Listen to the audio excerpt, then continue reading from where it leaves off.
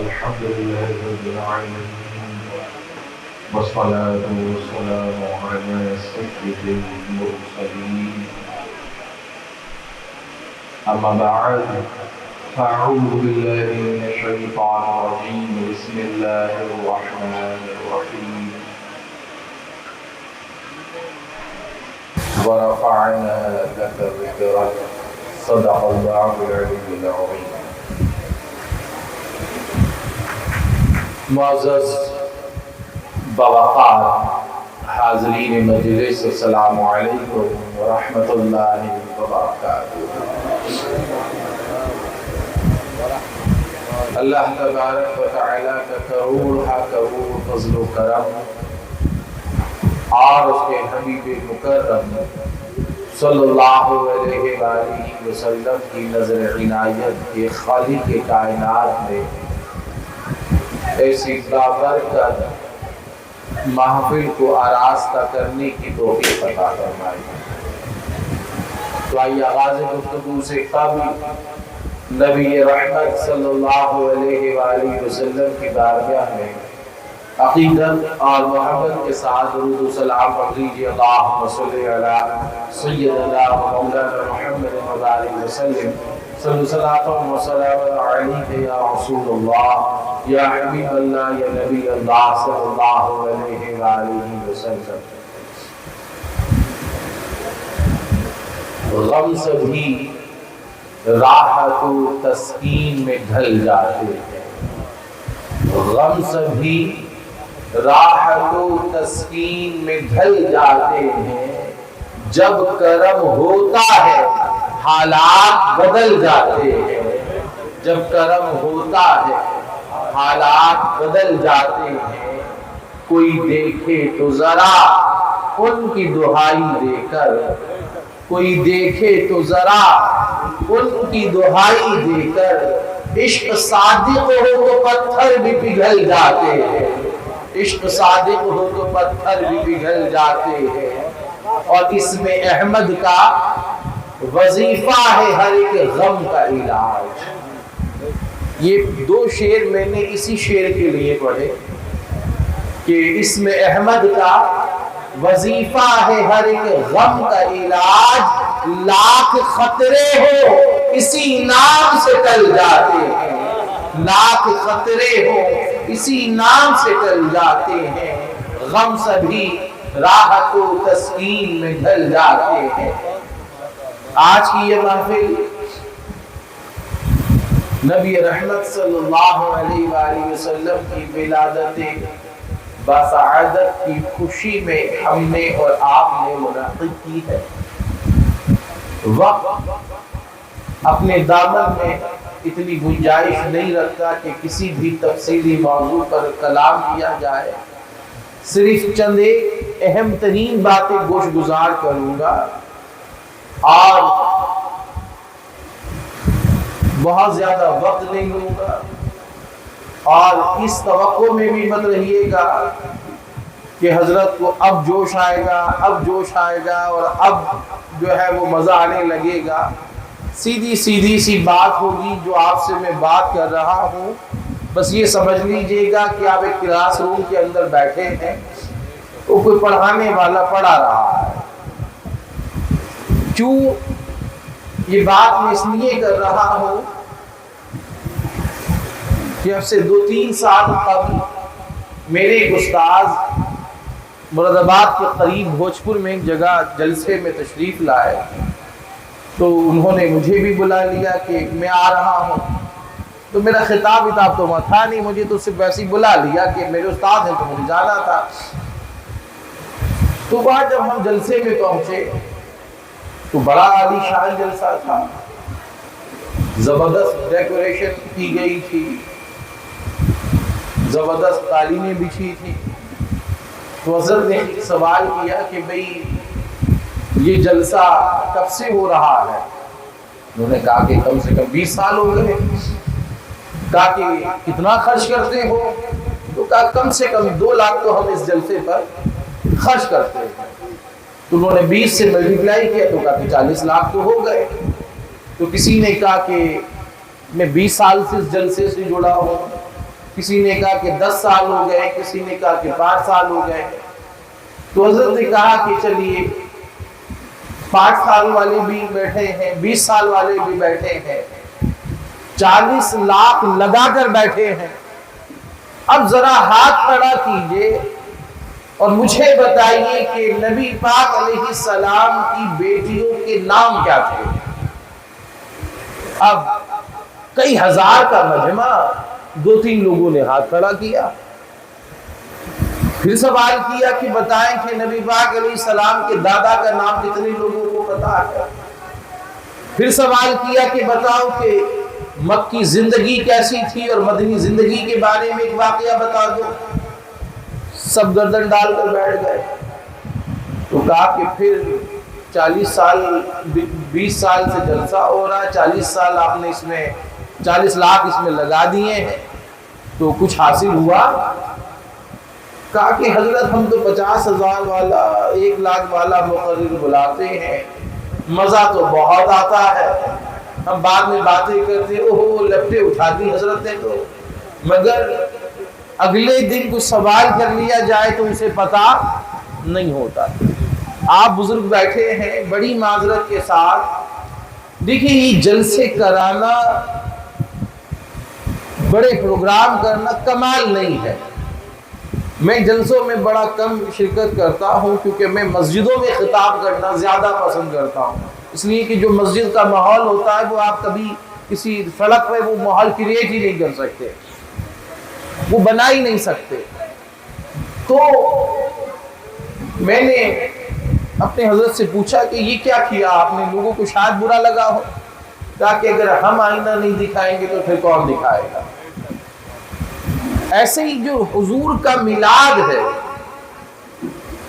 یہ صرف یہ نہیں کہ میں نے گھر کو سجا لیا، میں نے لائٹنگ کر لی، گنبد خضرا کا نقش لیا وہ سینے پہ چپکا لیا، یا نالین کا نقش ملا میں نے اپنے امامے پر لگا لیا، صبح سے شام تک سرکار کی آمد مرحبا کے نعرے لگا لیے، مگر اگر میرا کردار، میرا کیریکٹر، میرے معاملات، میری گفتگو سنت کے مطابق نہیں ہو رہی ہے تو میں جتنے چاہے جلسے کر لوں اللہ کے رسول اس سے خوش نہیں ہوں گے۔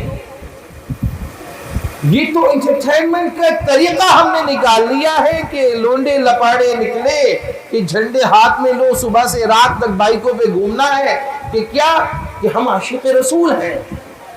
عاشق رسول کہاں ہو بھائی؟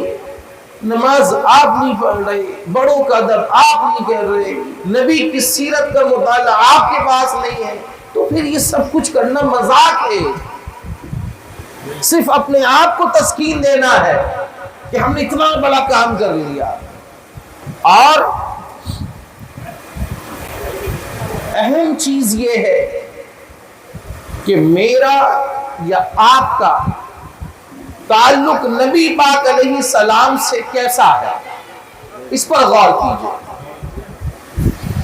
صرف یہی میری موضوع کا، گفتگو کا موضوع یہی رہے گا کہ میرا تعلق میرے نبی سے کیسا ہے۔ اب ہر شخص یہ کہتا ہے، ایک واقعہ عرض کروں گا پھر آگے چلوں گا، کہ ہر غم کی دوا صلی علی۔ اب کتنے لوگ اس بات پر یقین رکھتے ہیں کہ ہر غم کی دوا؟ ہاتھ کھڑا کر دیجئے، میں نعرہ والا ہاتھ کھڑا نہیں کراؤں گا، میں یہ پوچھ رہا ہوں کہ آپ کا عقیدہ ہے کہ ہر غم کی دوا اللہ کے نبی کا نام ہے؟ سب متفق ہیں؟ اب بتائیے جب مجھے پریشانی آ جائے، میں کسی ایسی مصیبت میں پھنس جاؤں کہ نکلنا دشوار ہو، تو جب ہر غم کی دوا صلی علی محمد ہے تو مجھے یہ جالی جو مولوی صاحب بیٹھے ہیں تعویذ گنڈے کر رہے ہیں، کیا مجھے جانے کی ضرورت پڑے گی؟ جب میرا عقیدہ ہے کہ ہر غم کی دوا صلی علی محمد ہے تو میں کسی پیر کے پاس کیوں جاؤں گا کہ تعویذ دے دو؟ میں کسی کے پاس کیوں ہاتھ پھیلاؤں گا؟ کیونکہ میرا تعلق تو میرے نبی سے ہے، میرا تعلق نبی کے ذریعے خدا سے ہے۔ اب میں تعلق نہ نبی سے جوڑ پا رہا ہوں نہ خدا سے جوڑ پا رہا ہوں، کیونکہ کے بیچ کے لوگوں نے مجھے ڈسٹرب کر رکھا ہے، وہ بیچ میں آر بنے ہوئے ہیں، نہ مجھے خدا سے مانگنے دے رہے ہیں نہ نبی پر درود پڑھنے دے رہے ہیں، کیونکہ ہم ایسے لوگوں کے پاس پہنچ گئے۔ جب ہر غم کی دوا صلی علی محمد ہے تو اللہ کی عزت کی قسم حضور پر درود پڑھنے سے بہتر کوئی وظیفہ کائنات میں نہیں ہے۔ اور اس لیے نہیں ہے کہ میں اللہ کے نام کی بھی مالا جپوں تو وہ قبول ہو بھی سکتی ہے، نہیں بھی ہو سکتی، میں سجدے کروں قبول ہو بھی سکتے ہیں، نہیں بھی ہو سکتے، مگر درود و سلام ایک ایسی دعا ہے، ایک ایسا وظیفہ ہے کہ جو ہر حال میں اللہ کی بارگاہ میں مقبول ہے۔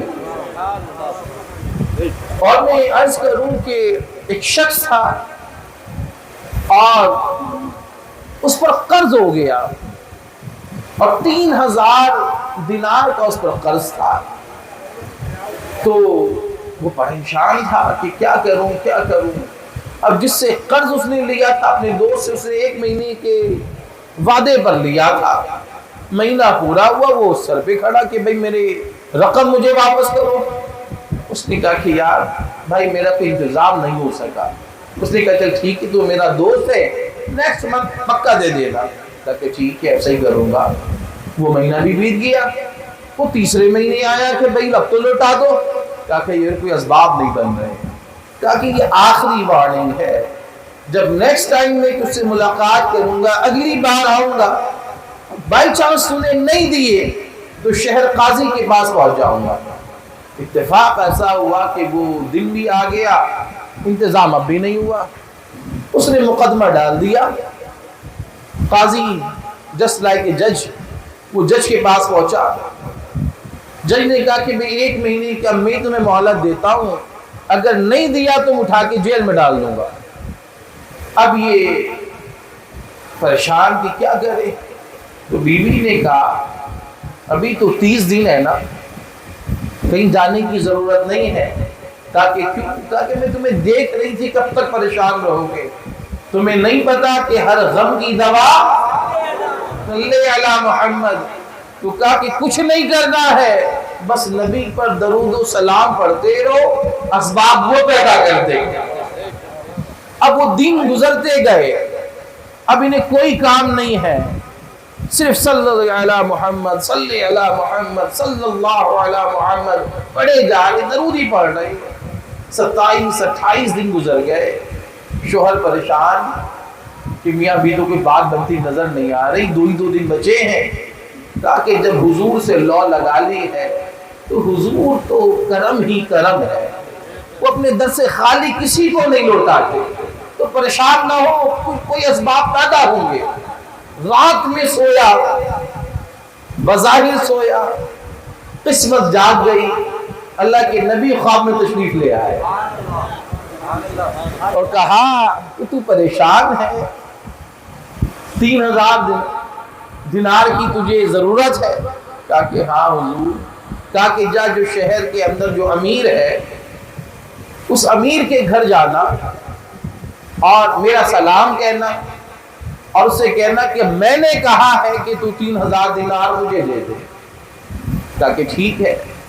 صبح ہو گئی، خیال آیا کہ میں اس کے پاس جاؤں گا جو امیر شہر ہے، تو وہ میری بات پر یقین کیوں کرنے لگا؟ وہ ہو سکتا ہے کہ کوئی دلیل مانگ لے۔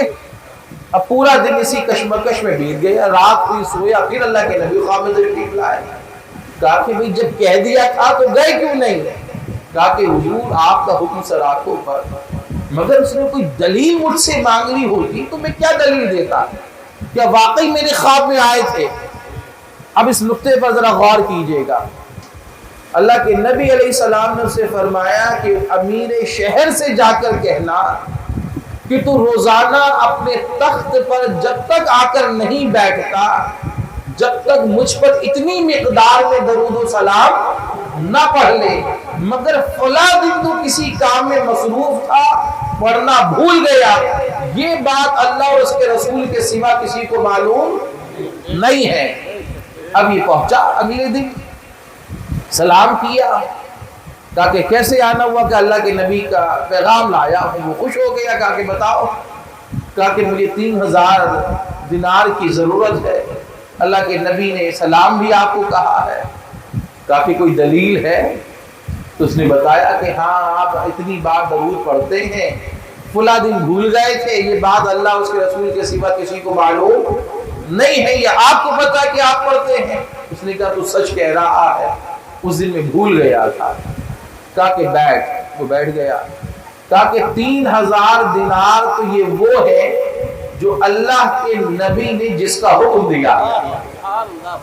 اب اس کو میں 31 نہیں کروں گا کیونکہ حکم 3 کا ہے۔ 3000 دینار یہ اس لیے ہے کہ تو نبی کا پیغام میرے پاس لایا ہے۔ 3000 دینار اس لیے ہے کہ تو اپنا کوئی نیا کام شروع کر سکے۔ ابھی 3000 کے لیے پریشان تھا، 9000 ہو گئے۔ ابھی درود پڑھتا ہوا جلدی سے شہر قاضی کے پاس پہنچا، کہا کہ قاضی صاحب جلدی سے میرا مسئلہ حل کیجئے کہ 3000 دینار پکڑیے، کیس ختم کیجئے۔ اب جج تو جج ہے، اس نے کہا کہ بھئی پہلے یہ بتا کہ آئے کہاں سے، پھر کسی اور سے تو لے کے نہیں آ گیا کہ پھر دوبارہ مقدمہ آئے۔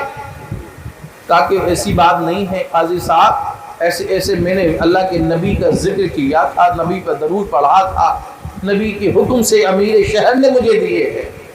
اب قاضی صاحب نے جب یہ بات سنی کہا کہ باہر بیٹھ۔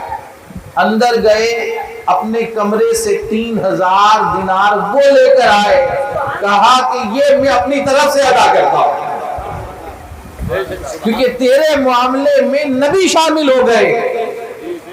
کہا کہ حضرت یہ ایسا نہ کرے، وہ تو دے چکا ہے، کہا کہ میری طرف سے ادا ہوگا۔ اب جس نے کو قرض دینا تھا، جس کا پیسہ لوٹانا تھا، وہ بھی کھڑا تھا۔ کہا کہ سب کچھ آپس میں کرتے رہو گے، اللہ کے نبی کے نام پر میں نے بھی معاف کر دیا۔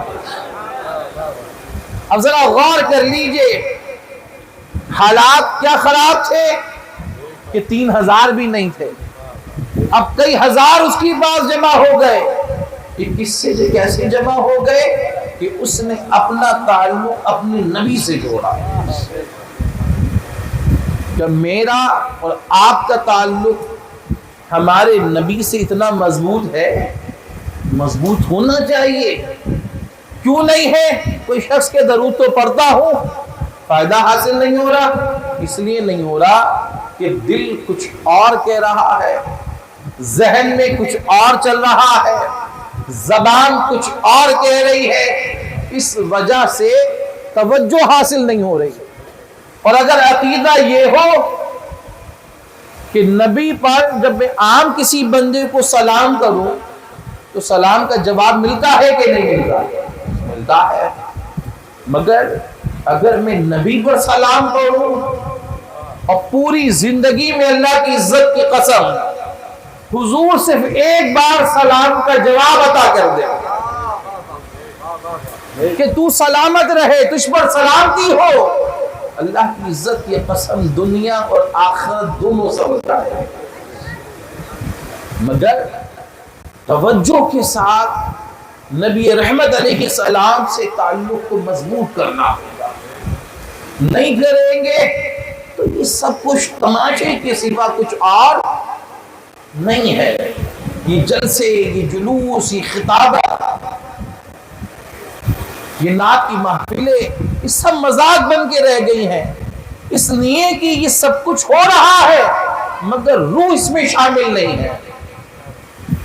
یہ تو رہا کہ نبی پر درود پڑھو، میں نے دوسری کہی کہ نبی کے ذریعے خدا ملے گا، وہ کیسے ملے گا؟ نبی کی تعلیمات پر عمل کر کے۔ اب بات میں نے جیسے کہا کہ ہر دکھ کی دوا صلی علی محمد، تو میں عرض کر دوں ایک بات، ضمناً عرض کر رہا ہوں، ہم میں سے کتنے لوگ ایسے ہیں جو دعا کو دعا کے طریقے سے اللہ سے مانگتے ہیں۔ میرے ساتھ کوئی دقت آ جائے، کوئی پریشانی آئے، میں لوگوں کو مشورہ دیتا ہوں، اور نوجوان بیٹھے وہ توجہ کر لیں، آزما لیجئے گا۔ سڈنلی ایک کال آپ کے پاس آئی کہ آپ کا یہ نقصان ہو گیا ہے یا اتنی پیمنٹ کی ضرورت ہے اور آپ کے پاس نہیں ہے، میں اور آپ کیا کرتے ہیں؟ ہم ہڑبڑا جاتے ہیں، یار فلاں دوست کو کال لگاؤں یا جلدی سے گھر پہنچوں، بیوی کے کھانا کھا لو، ہٹ جا میرا دماغ خراب ہے، پریشانی میں آ گیا ہوں. نہیں، صرف ایک دن کاٹنا ہے آپ کو خبر مل گئی دوپہر میں، وہ پورا دن تسلی سے کاٹ دیجئے. اور رات کے وقت جب آپ کو لگے کہ میرے سونے کا ٹائم ہو گیا ہے، 2 رکعت نماز نفل ادا کیجئے اور بارگاہ الہی میں دعا کیجئے کہ مالک دل میں پریشانی آئی تھی، کسی کو نہیں بتایا، صرف دل میں رکھا، اس لیے رکھا ہے کہ تجھ سے بڑھ کر کوئی عطا کرنے والا نہیں ہے. میں کسی دوست سے کہتا، میں کسی بھائی سے کہتا، ممکن ہے کہ مجھے منع کر دیا جاتا، ممکن ہے کہ مجھے ذلیل کر دیا جاتا، مگر میں نے تجھ سے اس لیے کہا ہے کہ تو مالک ہے، تو خالق ہے. اگر کوئی میری مدد بھی کرے گا تو وہ تبھی کرے گا جب تو دل میں ڈالے گا. میرا کوئی دوست ایکسپورٹر ہے، بڑا کروڑپتی ہے، وہ جب تک نہیں دے سکتا کہ جب تک تیرے اشارہ نہ ہو. تو میں تیرے پاس اس لیے آیا ہوں کہ تیرا میرا رشتہ یہ ہے کہ تو میرا خالق ہے، پیدا تو نے کیا ہے، تو میرا مالک ہے. اگر تجھ سے طلب نہ کروں تو بتا میں کس کی بارگاہ میں جاؤں. آپ یقین جانیے یہ جو دعا کے جملے ہوں، اللہ کے نبی کا وسیلہ پیش کریں، اللہ وہاں سے عطا فرمائے گا جہاں گمان بھی نہیں ہوگا. مگر کیا اللہ سے اور اس کے رسول سے ہمارا ایسا تعلق ہے؟ جواب ملے گا. نمازیں پڑھ رہے ہیں، مزہ نہیں ہے، جلسے جلوس تو خوب ہو رہے، روح باقی نہیں ہے، اس لیے کہ نبی سے رشتہ کمزور ہے. رشتے کو مضبوط کیجئے. وہ کیسے ہوگا؟ حدیث پاک کے اندر آتا ہے کہ میرے امتی کو کانٹا بھی اگر چبھے تو اللہ کے نبی کو اس کی تکلیف محسوس ہوتی ہے. غور کر لیجئے گا، کسی امتی کو اگر کانٹا بھی چبھے تو وہ اللہ کے نبی اس کو فیل کرتے ہیں، تکلیف ہوتی ہے. اب میں اگر کسی دوست کو، کسی رشتہ دار کو، کسی ملنے والے کو، یا میں بائک سے جا رہا تھا یا میں کار ڈرائیو کر رہا تھا، کسی کی ٹکر ہو گئی، میں نے آؤ دیکھا نہ تاؤ دیکھا، وہ غریب تھا، ای رکشہ والا تھا، اٹھا کے تھپڑ مار دیا. اب بتاؤ کہ تھپڑ یہاں لگا ہے، تکلیف مدینے میں ہوئی. میں اور آپ کہہ رہے ہیں نا کہ بے چینی میں ہے، یار ہم سائیکیٹرسٹ کو دکھائیں گے، ذہنی سکون نہیں ہے. یوں نہیں ہے، کیونکہ آپ وہ کر رہے ہیں جو نبی کو پسند نہیں ہے. جس کو ذلیل کیا ہے تو تکلیف حضور کو ہوئی ہے. اب حضور کی توجہ کیسے ملے؟ حضور تو ناراض ہوں گے. میں آج دن میں ایک جگہ خطاب میں بھی میں نے ایک بات کہی کہ ہمارے یہاں ہم کہتے ہیں کہ سلام کیا کرو، سلام کو عام کرو. اللہ کے نبی کا فرمان بھی ہے کہ سلام کیا کرو، مگر سلام کے مفہوم کو کیا ہم نے سمجھا؟ جواب ملے گا نہیں. ایک فارملٹیز ہم پوری کر رہے ہیں لوگوں کے ساتھ، جس طرح دوسرے مذاہب کے لوگ نمستے کہہ رہے ہیں، گڈ مارننگ کہہ رہے ہیں، اسی طرح ہم نے بھی اسے ٹرین میں لے لیا. نہیں، اس سلام کا مطلب یہ تھا کہ میں نے کسی سے ملاقات کری، اسد بھائی سے میں نے کہا کہ اسد بھائی السلام علیکم، آپ پر اللہ کی سلامتی ہو. تو اس کا مطلب یہ ہے کہ میں نے یہ گارنٹی اسد بھائی کو دے دی کہ اسد بھائی میری طرف سے کبھی آپ کو نقصان نہیں ہوگا، میں نے سلامتی کی گارنٹی دے دی.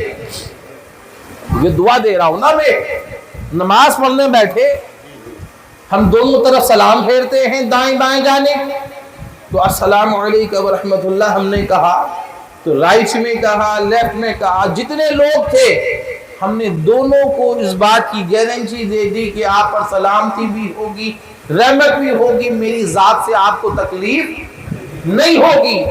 مگر ہمارا حال یہ ہے کہ ابھی سلام پھیرا تھا کہ سلامتی ہوگی، مسجد سے باہر نکلے، کسی بات پر بات بگڑی، ہم گریبان پکڑ لیتے ہیں، ہم پنچایتوں میں جاتے ہیں کہ کس کا فیصلہ کرنا ہے، فلاں کی طلاق ہو گئی، فلاں کی پراپرٹی کا مسئلہ ہے، دونوں رفیق آئیں گے، آنے کے بعد السلام علیکم، دوسرا بھی سلام کرے گا، اور اس کے 10 منٹ کے بعد ہم ایک دوسرے کی گریبانوں میں ہاتھ ڈالے بیٹھے ہوں گے۔ جب سلامتی بھیج دی تو پھر لڑائی کیسی؟ یہی تو اللہ کے نبی علیہ السلام کی سیرت ہے۔ تو کیا ہم نے سیرت کو پڑھا اور سیرت کو پڑھنے کے بعد کیا زندگی میں شامل کیا؟ جواب ملے گا کہ نہیں۔ بالکل ایمانداری سے تمام لوگ بتائیے، ہمارے گھروں میں قرآن تو مل جائے گا، ہم پڑھیں نہ پڑھیں یہ ایک الگ مسئلہ ہے، چاہے وہ رمضان میں ہی کھلے، مگر قرآن تو ہمارے گھروں میں ملتا ہے کہ نہیں ملتا؟ بالکل ملتا ہے۔ مگر ایمانداری سے ہاتھ کھڑا کر کے بتائے کتنے گھروں میں حضور کی سیرت موجود ہے؟ تو جواب ملے گا کہ نہ، سیرت کی کتاب تو موجود نہیں ہے۔ ارے بھائی، قرآن کو آپ سمجھ ہی نہیں سکتے جب تک حضور کی سیرت کا مطالعہ نہ ہو۔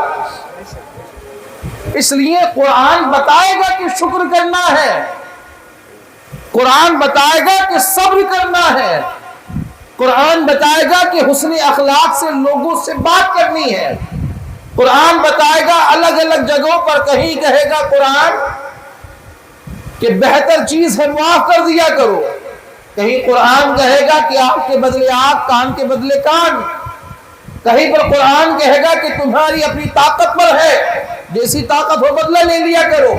3 الگ الگ چیزیں ہیں۔ اب اس کو پریکٹیکلی دیکھنا ہو تو کہاں دیکھیں؟ کہا کہ جب مکہ کے اندر ہو تو صبر کر لیا کرو، جب مدینہ پہنچ جاؤ، طاقت آ جائے تو بدلہ لے لیا کرو۔ پھر کہا کہ جب فتح مکے کا موقع ہو تو حضور کا کردار سامنے رکھو کہ طاقت بھی ہے، قوت بھی ہے، لشکر بھی ہے، اب کیا کرنا؟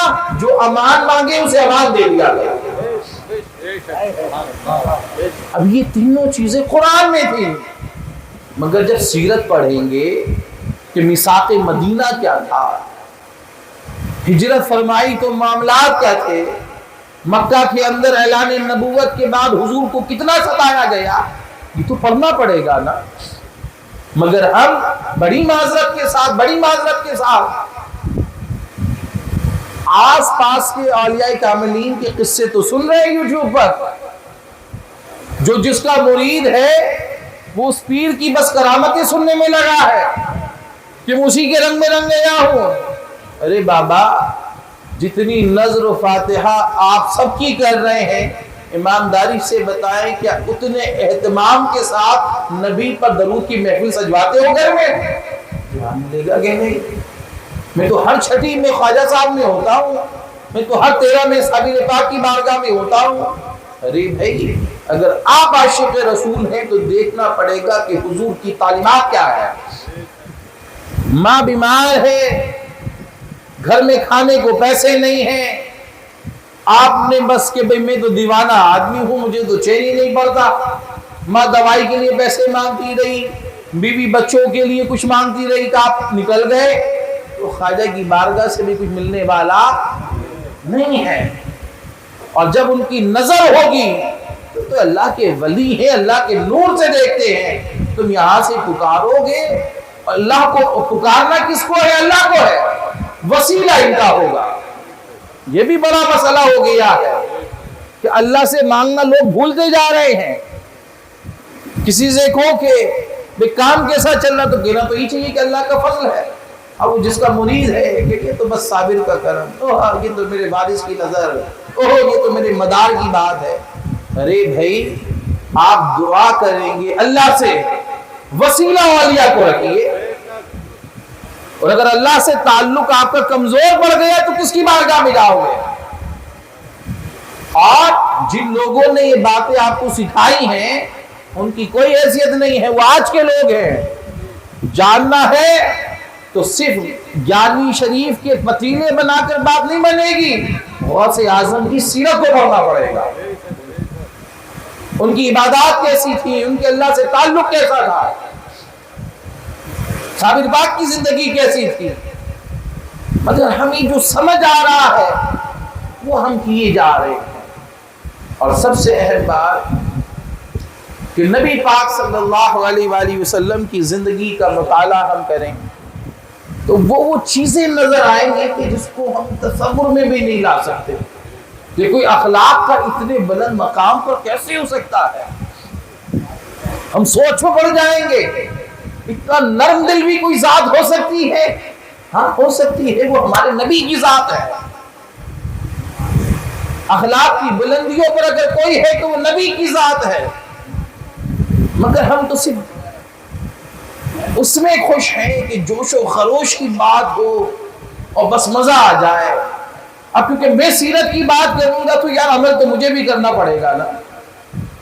میں تو بات ہی نہیں کر رہا ہوں سیرت کی, کیونکہ میں تو کہوں گا, میں تو صرف معجزات آپ کو بتاؤں گا کہ انگلی کا اشارہ کیا تو یہ ہو گیا, یہ کیا تو یہ ہو گیا. کیونکہ آپ مجھ سے سوال کرو گے میں کہوں گا وہ تو نبی تھے, وہ کر سکتے تھے, میں کیسے کر سکتا ہوں. مگر اگر میں یہ کہوں کہ اللہ کے نبی نے 40 سال کے بعد اعلان نبوت ہوا, اس 40 سال کے پیریڈ کے اندر جو کفار تھے, مشرکین تھے, جو حضور کو ماننے کو تیار نہیں تھے, انہوں نے کہا کہ بھئی لڑائی تو اپنی جگہ ہے, ان کے خدا کو نہ مانے یہ بھی بات اپنی جگہ ہے, مگر آدمی بڑا سچا ہے. بھئی اختلاف ہمارا اپنی جگہ پر ہے, مگر اگر ہمیں کہیں سفر پر جانا ہو تو مال تو محمد کے پاس ہی رکھنا پڑے گا, کیونکہ اگر کہیں خیانت نہیں ہو سکتی تو وہ محمد کی بارگاہ میں نہیں ہو سکتی.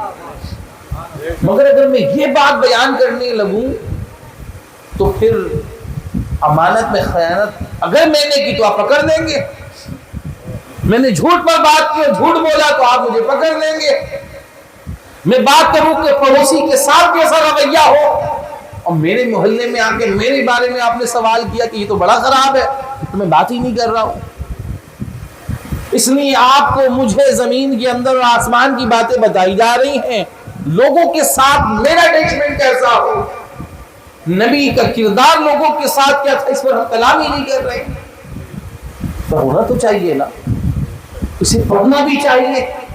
بس ایک واقعہ عرض کروں گا, اور میرا اپنا ایک اصول ہے کہ میں سائیکلوجی بھی میں نے پڑھی ہے اور میں جامعہ امداد میں ریسرچ اسکالر ہوں, تو میری ایک بات سمجھ آتی ہے کہ دیکھیے 50 سے 55 منٹ لوگ غور سے سنتے ہیں اور 55 منٹ کے بعد آپ میری مروت میں بیٹھے رہیں یا لوگوں کی, مگر ایک آدمی کو اتنا زیادہ جھیل نہیں سکتے, آپ کا ذہن بھٹکے گا. تو وہی میں 1:15 بجے بیٹھا تھا اور میں 2 بجے تک انشاءاللہ اپنی گفتگو کو تمام کروں گا. اللہ کے نبی صلی اللہ علیہ وسلم کی سیرت ایک بڑا خوبصورت واقعہ ہے, اور میں جہاں جہاں جاتا ہوں اور ایک بار اسے بیان کر دوں تو کئی دفعہ اسد بھائی گمان اگلی بار بھی جاؤں تو لوگ کہتے ہیں وہ واقعہ ضرور سنا دیجیے. غور سے سنیے گا. اللہ کے نبی صلی اللہ علیہ وسلم کی کوئی سگی بہن نہیں تھی, میرے ساتھ مل کر بولیے, کوئی سگی بہن نہیں تھی. حضور کی رضائی بہن تھی جن کا نام حضرت شیمہ تھا. کیا تھا؟ شیمہ. رضائی بہن تھی, سگی بہن کوئی نہیں. اب وہ رضائی بہن کیسے تھی کہ وہ حضرت حلیمہ کی بیٹی تھی, عمر میں حضور سے بڑی تھی. حضور کا بچپن حضرت شیمہ کی گودی میں گزرا اور وہ 3.5 سے 4 سال کا عرصہ حضور کی قربت میں رہی یا حضور ان کے پاس رہے, یہ سا کہہ لیجئے. اس زمانے کے بعد 40 سال بیت گئے, اعلان نبوت ہو گیا, 53 سال کی عمر ہوئی تو حضور نے ہجرت فرمائی. اس پورے پیریڈ میں حضرت شیمہ کی حضور سے ملاقات نہیں ہوئی. اتنا بڑا عرصہ بیت گیا, ملاقات نہیں ہوئی. اب ہوا یہ کہ جب اللہ کے نبی ہجرت فرما کر مدینہ پہنچے تو کچھ لوگوں سے جنگیں بھی ہوتی تھیں, جنگ میں فتح حاصل ہوتی تو لوگوں کو پکڑا بھی جاتا تھا. اب پکڑ لیا تو چھوڑنے کے بدلے میں کچھ نہ کچھ ان سے لیا جاتا تھا. ایسی حالات میں حضرت شیمہ کے شوہر کو بھی پکڑ کر مدینے کی قید خانے میں ڈال دیا گیا. اب شیمہ کے پاس لوگ آئے کہ بھئی میرے عورتیں اکٹھی ہو گئیں کہ میرے شوہر کو بھی پکڑ لیا, میرے بھائی کو بھی پکڑ لیا, شیمہ تیرے شوہر کو بھی پکڑ لیا ہے. کہا کہ اچھا کیا کرنا پڑے گا؟ کہا کہ مال لاؤ, مدینے جائیں گے چھڑا کر لائیں گے. کہا کہ ٹھیک ہے مطلب یہ تو بتا پکڑا کس نے؟ کہا کہ ایک شخص ہے جس کا نام محمد ہے صلی اللہ علیہ وسلم. کیا ہے نام؟ محمد ہے. شیما رک گئی. محمد ہے کہاں کے رہنے والے ہیں؟ کہا کہ پیدا مکہ میں ہوئے تھے اب مدینے میں ہیں. کہا کہ اچھا کیا ان کو یتیم تھے؟ کہا کہ ہاں. کہا کہ پھر ٹینشن نہیں ہے وہ تو میرا بھائی ہے. اب حضرت شیما کیا کہہ رہی ہیں؟ وہ تو میرا بھائی ہے. حضرت شیما سے لوگوں نے کہا کہ تیرا دماغ تو خراب نہیں؟ جس محمد کی ہم بات کر رہے ہیں وہ کوئی معمولی شخص نہیں ہے, وہ تو بڑی عظمت والے ہیں. کہا کہ کیا عظمتیں ہیں؟ کہا کہ جس محمد کی ہم بات کر رہے ہیں اس کی عظمتوں کا حال یہ ہے کہ جب وہ خطاب کرتا ہے, جب وہ کلام کرتا ہے تو لوگ ان کے صحابہ ایسے بیٹھ جاتے ہیں جس ان کے سروں پر پرندے بیٹھے ہیں. جس محمد کی ہم بات کر رہے ہیں اس کے چاہنے والے ایسے ہیں کہ وہ وضو بھی کریں تو وضو کے قطرے ان کے صحابہ زمین پر گرنے لگے. جس محمد کی ہم بات کر رہے ہیں جب وہ کچھ تھوک دیں یا وہ کچھ اور نکالیں تو صحابہ کرام اسے ہاتھوں میں لے کر تبرک کے طور پر چہروں پہ مل لیتے ہیں. اتنا ادب کرتے ہیں. شیما وہ نہیں ہوں گے جن کی تو بات کر رہی ہے, کیونکہ جس محمد کی ہم بات کر رہے ہیں وہ انگلی کا اشارہ کر دے تو دھرتی کا سینہ چیرتے ہوئے درخت ان کے قدموں میں آ جاتے ہیں. شیما نے کہا کہ اچھا اور بتاؤ. کہا کہ جس محمد کی ہم بات کر رہے ہیں وقت کے بڑے بڑے بادشاہ اپنے اماموں کو اتار کر حبیب کے قدموں میں رکھ دیتے ہیں. شیما سن رہی ہے. کہا کہ شیما تو جس محمد کی بات کر رہی وہ نہیں ہوں گے, کیونکہ جس محمد کی ہم بات کر رہے ہیں وہ انگلی کا اشارہ کر دے تو ڈوبا ہوا سورج واپس آ جاتا ہے. شیما جس محمد کی ہم بات کر رہے ہیں وہ انگلی کا اشارہ کر دے تو چاند کے ٹکڑے ہو جاتا ہے. شیما جس محمد کی ہم بات کر رہے ہیں ان کا اخلاق, ان کا کردار, ان کی عظمت اتنی بلند و بالا ہے کہ دنیا میں ان سے اچھی گفتار کسی کی نہیں ہے, ان سے زیادہ حسین چہرہ کسی کا نہیں ہے. شیما سنتی رہی.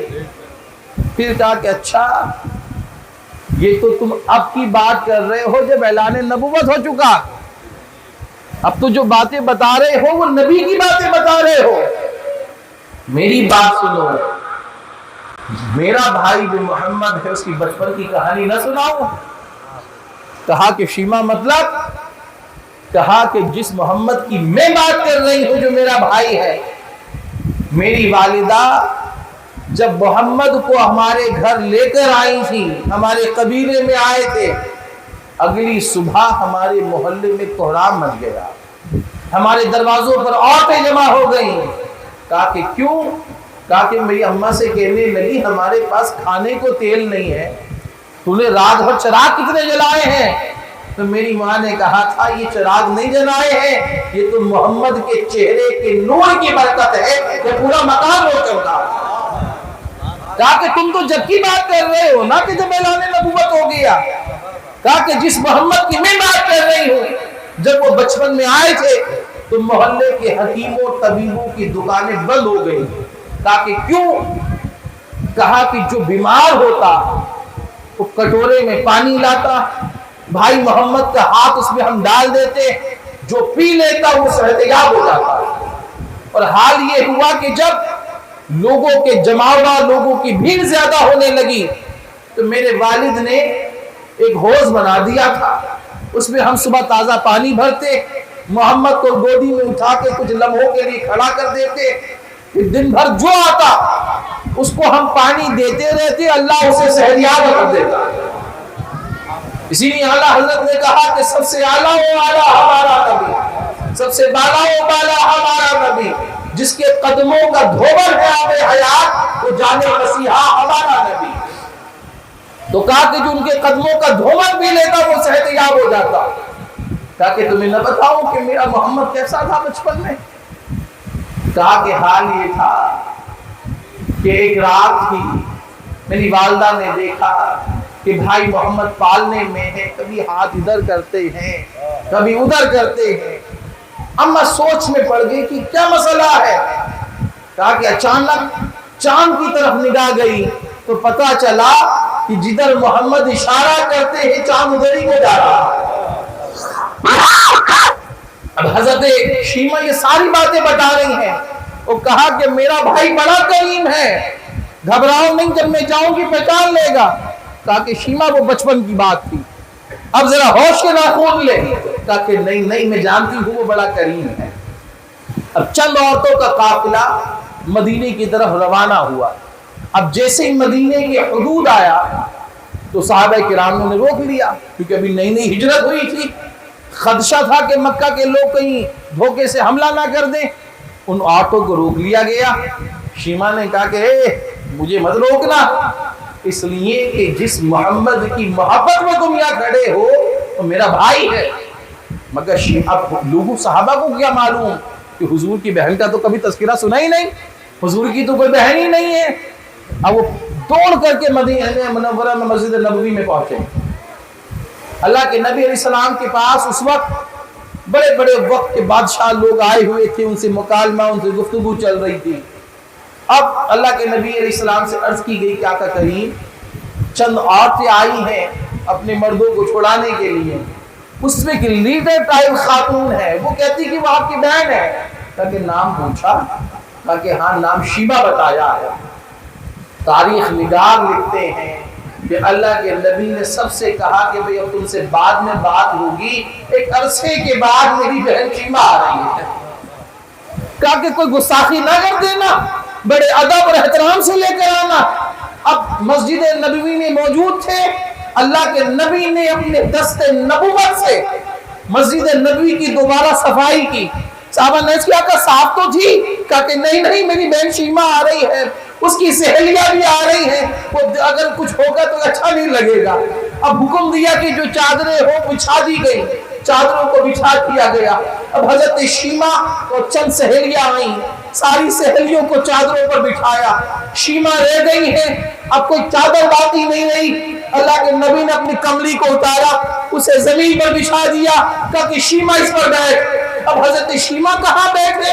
شیمہ کی آنکھوں سے چھم چھم اشکوں کی برسات ہو رہی ہے، اس لیے کہ جس محمد کے بارے میں پورے راستے سن کر آئی تھی کہ اس کی عظمتوں کا حال یہ ہے کہ انگلی کے اشارے سے دنیا کا نظام چلتا ہے، یہ وہ محمد ہے کہ بڑے بڑے بادشاہ سروں کو جھکائے ہوئے ہیں، یہ وہ محمد ہے کہ جس سے کلام کرنا ہو تو قرآن کہتا ہے پہلے صدقہ کرو پھر محمد سے سوال کیا کرو، یہ وہ محمد ہے جس کے لیے قرآن نے کہا ہے راستے پر کہانی سن کر آئی ہوں کہ ان کی آواز سے تمہاری آواز بلند نہ ہو جائے، یہ وہ محمد ہے کہ جس کے لیے کہا گیا کہ اپنے جیسے دوسرے کو آوازیں دیتے ہو ویسے نہ دیا کرو، کیونکہ محمد بڑی شان والا ہے ورنہ سارے اعمال خراب ہو جائیں گے۔ آج وہ محمد ایک بہن کے لیے کھڑا ہوا ہے، اپنے ہاتھوں سے جھاڑو دے رہا ہے، اپنی کملی کو اتار کر بچھا دیا کہ شیمہ اس پر بیٹھ جا۔ حضرت شیمہ نے کہا کہ بھائی میں کیسے بیٹھوں، پورے راستے تیری عظمتوں کی ترانے، تیری عظمتوں کی گیت سنتی آئی ہوں، میری مجال میں تو ایمان نہیں لائی ہوں نا، تو جنت کی بات کرتا ہے، تو توحید کی بات کرتا ہے، میں کیسے اس پر بیٹھ جاؤں؟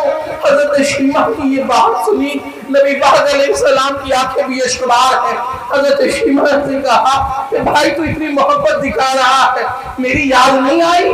تو نبی پاک نے فرمایا کہ شیمہ تیری یاد آتی تھی تو میں تجھے ایسے پیار کرتا تھا کہ ہم کسی بات پہ کھیل رہے تھے، کوئی بات بگڑ گئی تھی بچپن میں تو یہاں کاٹ کر چلی گئی تھی، اب تیری یاد آتی ہے تو تیرے دانتوں کے نشانوں کو چوم لیتا ہوں، میں سمجھتا ہوں باجی کو چوم لیا ہے۔ اب حضرت شیمہ آنکھوں سے اشک جاری ہے کہ میں سگی بہن تو نہیں، چھوڑا سا عرصہ گزارا ہے، اب وقت کا پیغمبر، تمام نبیوں کا امام، جس کی انگلی کے اشارے سے دنیا کا نظام چلتا ہے، قرآن جس کے چلنے کی قسمیں کھاتا ہے، قرآن جس کے رخسار کی قسم کھائے، اتنی بڑی ذات سامنے کھڑی ہے۔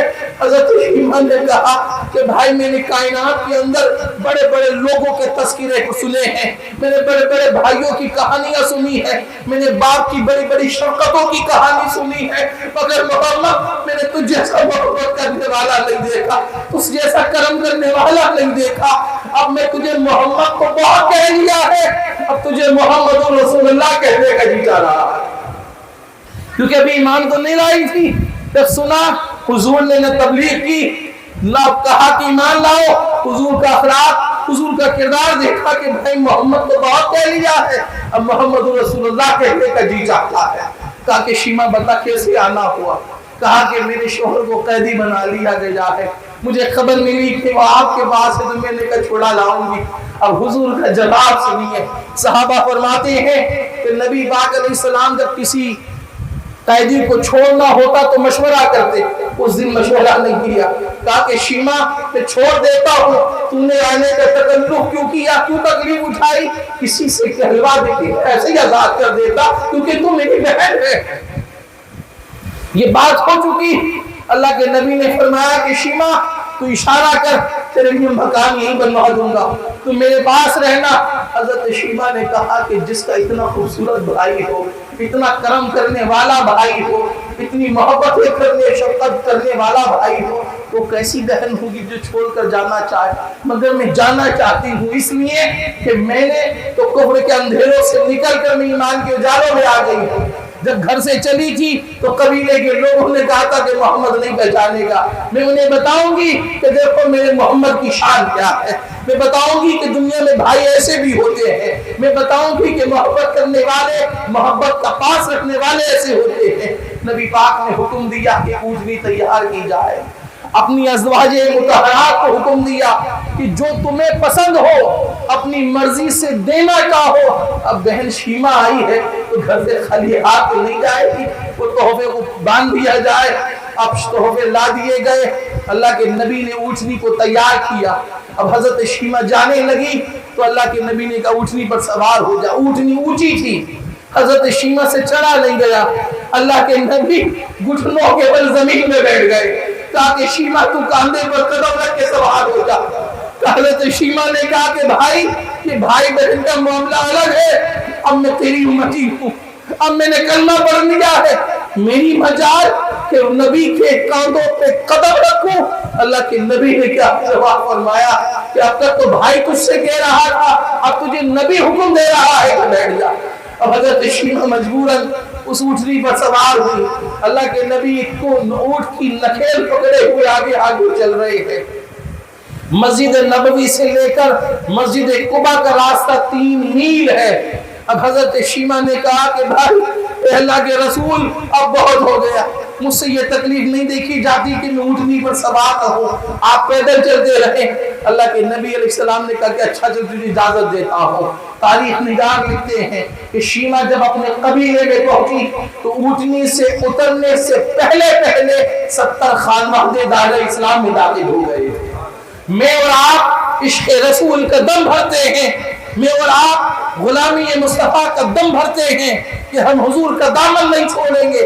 ارے بھائی چھوڑتا وہ ہے جس نے پکڑ رکھا ہو کہ میرا رویہ میری بہنوں کے ساتھ ایسا ہے یا نہیں کہ گریبانوں میں مجھے جھاگنا ہوگا۔ میرا رویہ آج کے دور میں یہ ہے، آپ کا رویہ یہ ہے کہ بہن آ جائے ہمارا منہ بننے لگتا ہے۔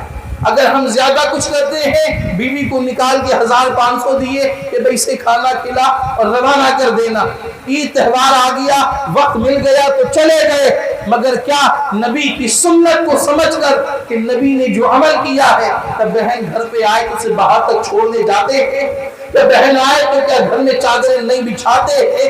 جب بہن آئے تو کیا محبت سے اس سے باتیں کرتے ہیں؟ نہیں کرتے۔ جب بہن کا حال یہ ہے حضور کا تو بتاؤ اپنی ماں کی عظمتوں کا کیا حال ہوگا۔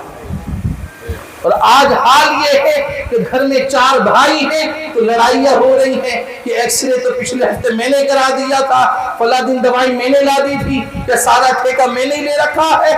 اللہ کے نبی کا آخری بس فرمان بتا کے اپنی گفتگو کو ختم کر رہا ہوں۔ اللہ کے نبی علیہ السلام مسجد نبوی میں مغرب کی نماز پڑھانے کے لیے آ رہے ہیں۔ اقامت ہو چکی، بس مصلی پر پہنچنا باقی ہے۔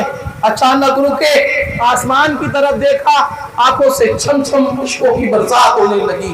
صحابہ نے دیکھا کہ کیا عمل ہے، نماز سے فارغ ہوئے، کیا کہ حضور اب یہ بھی کرنا ہے کہ نماز میں آئے تو آسمان کی طرف دیکھیں، آنکھوں سے اشک بھی بہائیں؟ کہا کہ نہیں۔ کہا کہ پھر کیا بات تھی کہ آپ روئے؟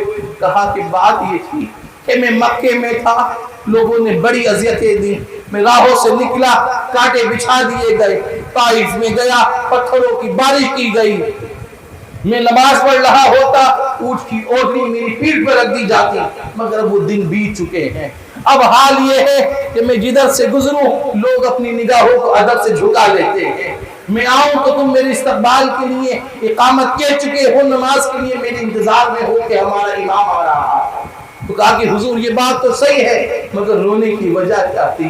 کہا کہ کاش میری ماں زندہ ہوتی، کاش میری ماں زندہ ہوتی اور وہ دیکھتی کہ جب وہ آخری وقت میں کہہ کر گئی تھی کہ مجھے فکر نہیں ہے، میں بڑا عظمتوں والا بیٹا چھوڑ کر جا رہی تھی، اگر آج ماں زندہ ہوتی تو وہ دیکھتی کہ محمد کی عظمتیں کیا ہے، محمد کا مقام و مرتبہ، اس کی عظمتوں کا حال یہ ہے۔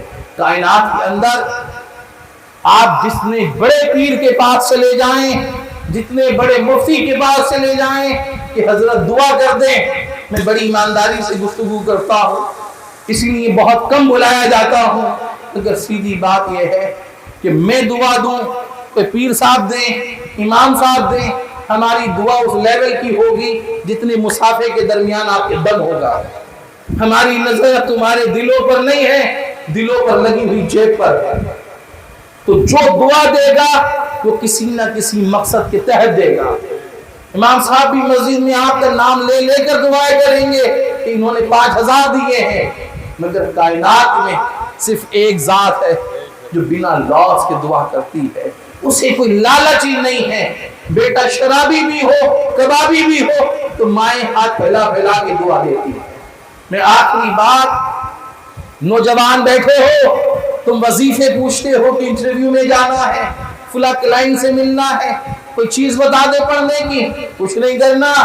صبح جب تم جانے لگو کہ آفس جانا ہے، کسی کلائنٹ سے ملنا ہے، کسی جاب انٹرویو میں جانا ہے، جب گھر سے نکلنے لگو ماں کے قدموں کو چومو اور اس سے کو اماں میں فلاں کام کے لیے جا رہا ہوں تو دعا کرتے ہیں۔ والد صاحب آپ سر پہ ہاتھ رکھ دیجئے، آپ دعا کر دیں گے، کیونکہ میں نے سنا ہے کہ والدین کی دعا نبی کی دعا کی طرح ہوتی ہے۔ مجھے کسی وظیفے کی ضرورت نہیں ہے، آپ دعا کر دیں گے کام ہو جائے گا۔